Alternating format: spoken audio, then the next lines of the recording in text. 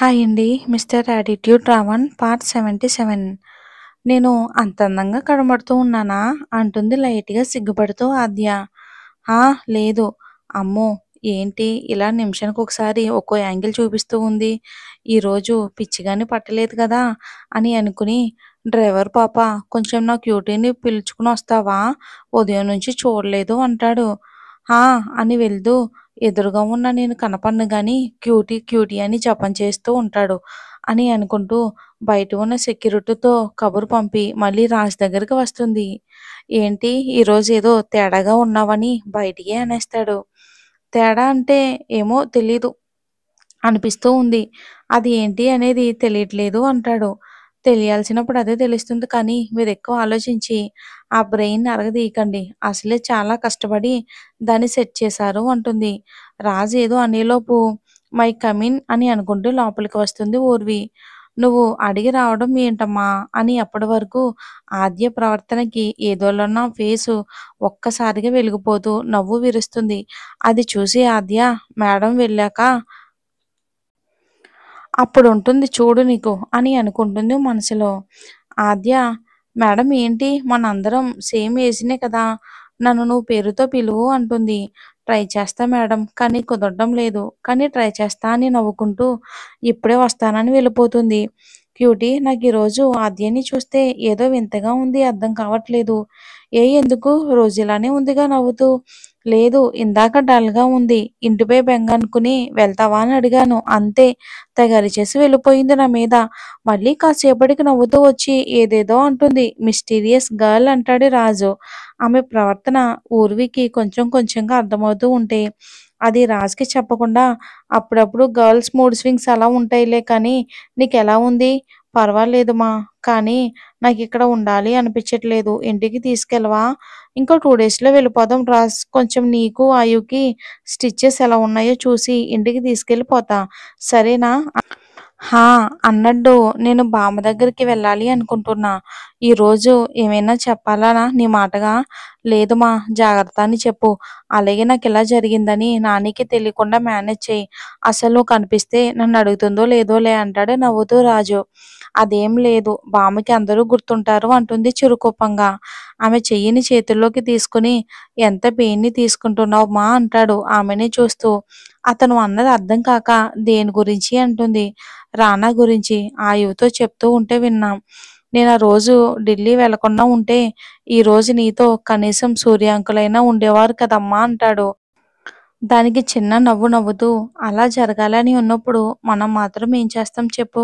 కానీ డాడీ ఉంటే ఆయువులాంటి అతను నాకు భర్తగా దొరికినందుకు చాలా సంతోషపడేవారు.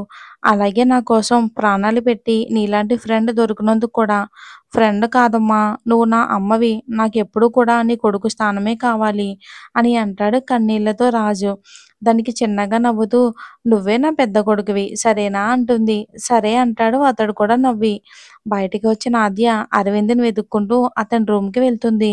అప్పుడే కొంతమంది పేషెంట్‌ని చూసి చైర్‌లో రిలాక్స్‌గా కూర్చుని వెనక్కి వాళ్ళి కళ్ళు మూసుకొని ఉంటాడు.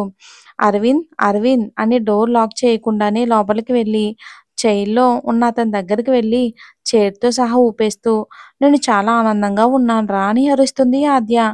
ఒసేయ్ ఇది హాస్పిటల్ అలా అరవకు. ముందు ఈ ఊపిరాపు. విషయమేంటో చెప్పు అంటాడు. ఛీ! నేను హ్యాపీగా ఉంటే చూడలేవు. కుళ్ళుకుంటావు. జెలసీ వెధవ అని తిట్టుకుంటూ వెళ్ళి అతనికి ఎదురుగా ఉన్న చైర్‌లో కూర్చుంటుంది. ఇప్పుడు చెప్పు కోతి నువ్వంతలా సంతోషించవలసిన విషయం ఏంటో? అది, అది అని సిగ్గు, భయం రెండూ కలిపి పడుతూ ఉంటే అరవింద్ షాకయ్యి ఏంటే నాకేమైనా చావు ముహూర్తం పెట్టావా ఏంటి? అంటాడు కళ్ళు పెద్దవి చేసి.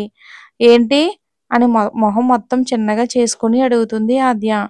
మరేంటి కోతి నువ్వు సిగ్గుపడ్డమేంటే అంటాడు అయోమయంగా అరవింద్. నీ దగ్గర ఇలాంటి ఎలివెన్స్ ఉందా అనిపిస్తుంది.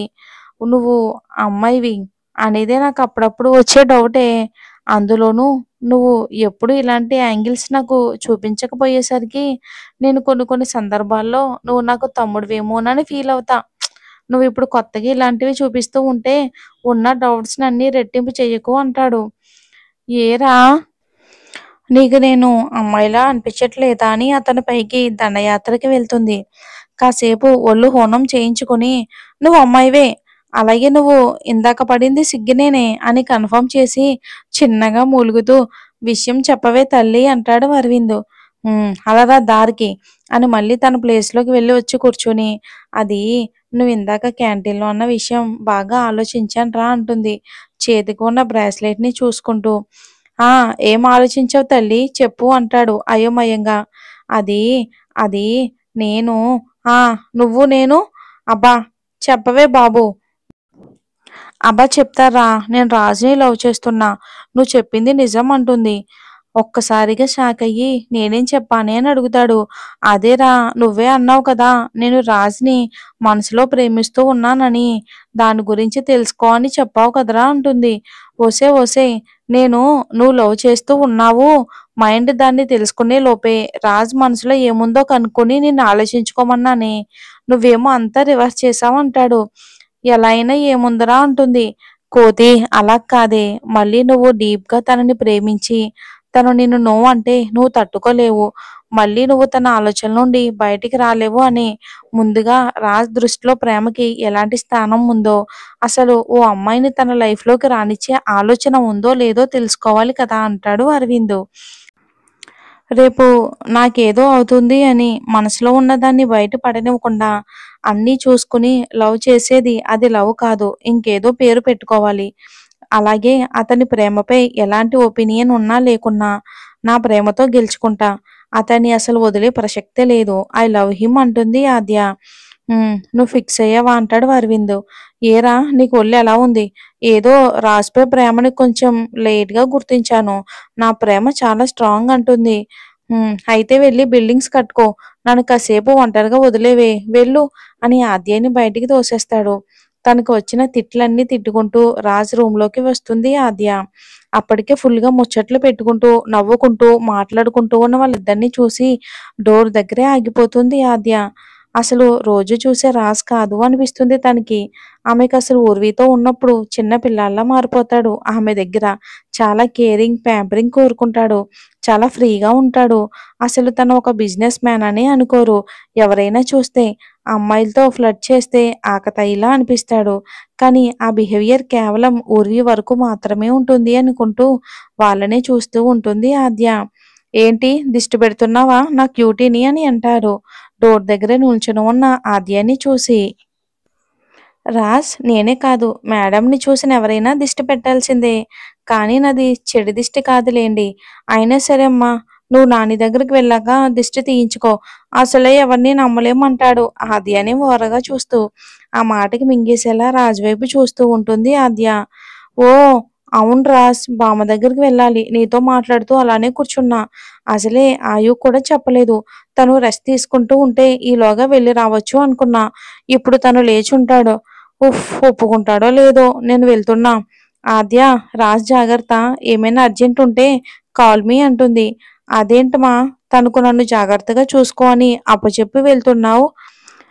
అసలు తనకే చెప్పాలి అని రాజంటే, అంటే తనే కదా నిన్ను చూసుకునేది అంటుంది ఊర్వి. పదాలు ఒత్తి పలుకుతూ ఆద్యని అనుమానంగా చూస్తే రాజు పిచ్చి చూపులు చూస్తాడు అర్థం కానట్టు. అంటే హాస్పిటల్‌లో తనే కదా నిన్ను చూసుకుంటుంది. అందుకే తనకు అలా చెప్పాను. ఓకే బాయ్ అని ఆయు దగ్గరికి వస్తుంది. ఊర్వి మేడంకి నాపై డౌటొచ్చిందా అని ఆద్య ఆలోచిస్తే ఇంకొంచెం సేపు ఊర్వి ఉంటే బాగుండు అని అనుకుంటూ రాజ్ కళ్ళు మూసుకుంటాడు రిలాక్స్‌గా. కొంచెం సేపు కళ్ళు మూసుకుంటే చాలు. నా దగ్గర నుండి మాయమైపోయి ఆ రాజ్ దగ్గరికి వెళ్ళిపోతావు. ఏంటి బంగారు ఇది? అని ఫేస్‌ని చిరుకోపంగా పెట్టి అడుగుతాడు వాయు. అప్పుడే లోపలికి వస్తున్న ఊర్విని చూస్తూ. అది కాదు వాయు మార్నింగ్ నుండి వెళ్ళలేదు. పైగా పిలిచాడు. నీకు చెప్పే వెళ్ళాలి అనుకున్నా. కానీ నువ్వు ప్రశాంతంగా నిద్రపోతూ ఉన్నావు. అందుకే నిన్ను లేపాలి అనిపించలేదు అంటుంది. దగ్గరకు వచ్చి అతని బొగ్గ నిమురుతూ ప్రేమగా. ఏమో బంగారు నిద్రలో ఉన్నా కూడా నీ స్పర్శ లేనిదే నాకు ప్రశాంతత ఉండదు. ఎప్పుడు నువ్వు నా పక్కనే నీ ఊపిరి స్పర్శని నన్ను నా మనసుని తాకుతూనే ఉండాలి. నేను నుండి ఒక్క క్షణం ఎడబాటును కూడా నేను తట్టుకోలేనురా. అసలు నీకు ఎలా ఎక్స్‌ప్రెస్ చెయ్యాలో నాకు అర్థం కావట్లేదు అంటాడు ఆయు. కామ్ డౌన్ ఆయు కామ్ డౌన్. నేను ఎటూ వెళ్ళను. నీతోనే, నీ పక్కనే, నీలోనే కలిసిపోవటమే నా జీవితం. నువ్వు నేను, నేనే నువ్వు. నీ ఊపిరిలో నేను, నా ఊపిరిలో నువ్వు, నా ప్రాణంలో నువ్వు, నా అణువణువున నువ్వు ఉంటావు. నువ్వే ఉంటావు. ఏదో పని వల్ల కాసేపు అటు వెళ్ళొచ్చు గానీ, నా మనసెప్పుడు నీతోనే ముడిపడి ఉంటుంది. నేను ఎక్కడ ఉన్నానో, ఎలా ఉన్నానో నీకు చెప్తూనే ఉంటుంది. అలాగే నీ మనసు నాతో కూడా అన్నీ అతని చేతి వేళ్ళతో లాక్ చేసి నుదుటిపై ముద్దు పెడుతుంది ప్రేమగా. ఆమె మాటలకి చిన్న కన్నీటి చెమ్మ కంటిలో వచ్చి చేరగా, ఆమె పెదవులు తాకగానే పరవశంగా కళ్ళు మూసుకుంటాడు. ఆయు అని మృదువుగా పిలుస్తుంది. అని మాత్రమే అంటాడు. అలానే కళ్ళు మూసుకొని, నేను బామ్మ దగ్గరికి వెళ్ళొస్తాను అంటుంది. నానమ్మ ఆ రోజు నుండి నేను తనని కలవలేదు, మాట్లాడలేదు. ఆ రోజు చాలా అప్సెట్ అయ్యారు. ఓసారి నేను వెళ్ళి కనిపిస్తే బాగుంటుంది అనిపిస్తుంది. సరేమా, కానీ తొందరగా వచ్చేసేయ్. అలాగే ఓసారి నా మెడికల్ డీటెయిల్స్ చూడు. నాకిక్కడ ఉండాలని లేదు. నువ్వు ఒక్కదానివే సెక్యూరిటీని హ్యాండిల్ చేస్తున్నావు. పైగా ఇలా హాస్పిటల్‌లో సేఫ్ కాదమ్మా. మేజర్ ప్రాబ్లమ్ ఏమీ లేకపోతే నన్ను షిఫ్ట్ చేసేయ్ అంటాడు. ఓకే. బామ్మని కలిసి వచ్చాక కొన్ని టెస్టులు చేసి డిశ్చార్జ్ చేస్తాను అంటుంది ఊర్వి. ఆయు దానికి నవ్వి, సరే అమ్మా, డింపుల్ కూడా తీసుకుని వెళ్ళు అని అంటాడు. సరే. వర్ష వస్తుంది. నేనొచ్చే వరకు నీకు, రాజ్‌కి ఏదైనా ఎమర్జెన్సీ అయితే తను చూసుకుంటుంది. సరే అంటాడు. ఇక డ్యూటీ చేంజ్ టైమ్ అయ్యింది. డింపుల్ మనీ వాళ్ళు వచ్చి అంతకు ముందు ఉన్న బ్యాచ్‌ని రెస్ట్‌కి పంపి, మళ్ళీ సెక్యూరిటీని చెక్ చేసి ఊర్వికి మెసేజ్ పెడతారు. షిఫ్ట్ చేంజ్ అయ్యింది అని. ఊర్వికి ఫోన్ మెసేజ్ నోటిఫికేషన్ అలర్ట్ అని వచ్చింది. సరే జాగ్రత్త. నేను వెళ్ళి వస్తాను. తొందరగా రా బంగారు. సరే అని బయటికొచ్చేస్తుంది. ఆమె పరిమళం అలాగే ఉన్న గాలికి ఆస్వాదిస్తూ ఆమె ఆలోచనలో పడిపోతాడు వాయు ప్రశాంతంగా. డింపుల్, నువ్వు నాతో రా.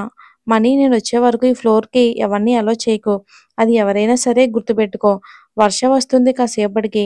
తనే రాజ్‌ని, ఆయువుని నేనొచ్చే వరకు చూసుకుంటుంది. అలానే అరవింద్ కూడా వస్తాడు.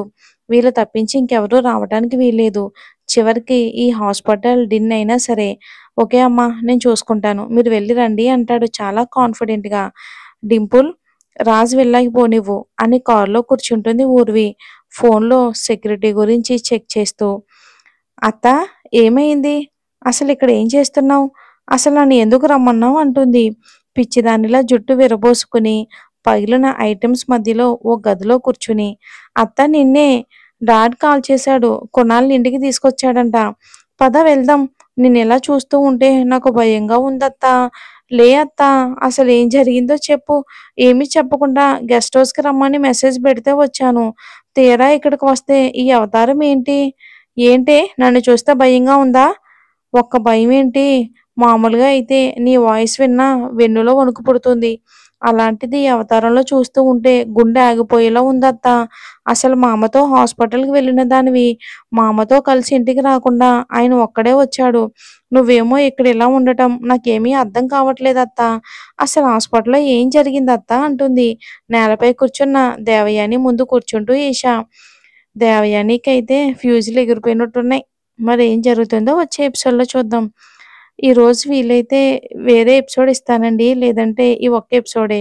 అంటే కొంచెం వర్క్ ఉందండి. ఏమనుకోవద్దు. మాక్సిమం ట్రై చేస్తాను ఇవ్వడానికి.